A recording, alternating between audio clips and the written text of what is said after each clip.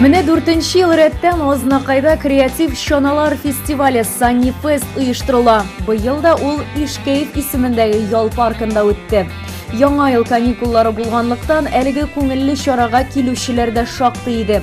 Фестивальне район башлыгы Марсель Шайдуллин ачып, райондашларга күңелле ял, яңа елда яңадан яңа куанычлар, уңышлар теләде.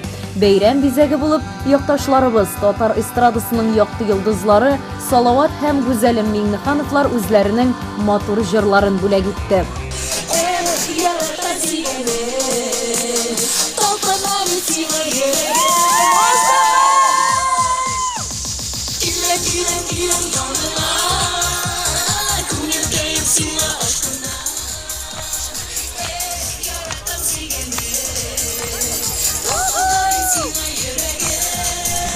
Саннифестта быел да оешма учреждение коллективлары, мәктәпләр, авыл мәдәният йортлары катнашты. Чаналарның бизәлеше, командаларның әзерлеге һәр кемне таң калдырды.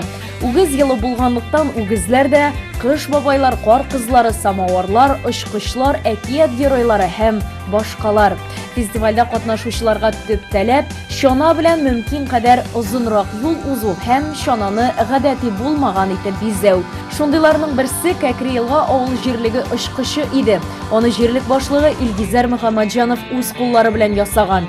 Чаналар конкурсы булу турында хәбәр чыккач, без теләп катнашырга булдык. Безнең Кәкре елга авылы җирлеге һәр елда актив катнаша. Быел инде менә үз кулларымны ясап, самолет модели белән ясап, бик сугышның бабайларның сугышына җиңүгә багышларга уйладым шушы. Но все-таки я Лиля хочу понять, кого же здесь больше, девочек или мальчиков? Как вы думаете? Какой у мальчика? Девочек, думаете, да? Так, давайте-ка мы так скажем. Девочек! Районыбызда ничә ел рәттән шушындый креатив чаналар фестивале үткәрелсә дә, яшьләр парламенты әле быел гына катнаша. Һәм инде без быел нәкъ менә районыбызда төрле милләтләрнең дуслыгын күрсәтүче дуслык чанасын тәкъдим итәбез. От чанасы, элекеге от чанасы була бит, шушының основаниесен алдык та менә шундый матур итеп ясап куйдык. Основательный итеп ватылмый торган һәм инде аның өстенә без бөтен халыкларны да бердәм итүче, бергә җыючы, түгәрәк өстәл янына җыючы самаварны куйдык. Менә шушылай бер түгәрәк өстәл янында дус булып, бөтен милләтләр бердәм булып яшик дип. Я тебе обещаю, ухожу от вас, ухожу, все.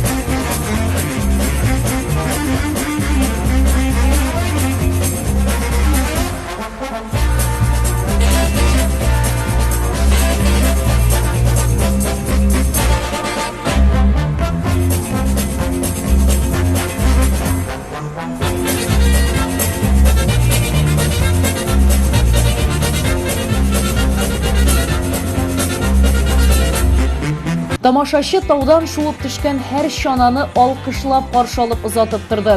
54 команданың һәрберсе дә югары дәрәҗәдә осталыгын һәм булганлыгын тәкъдим итте биредә. Тик шулай да иңнәрнең иңнәрендә билгеләп үтте мәртәбәле жюри. Җиңүчеләр булып быел Уразай һәм Актүбә бистәсенең Юрий Гагарин исемендәге мәдәният йортлары УПТЖ командалары танылды.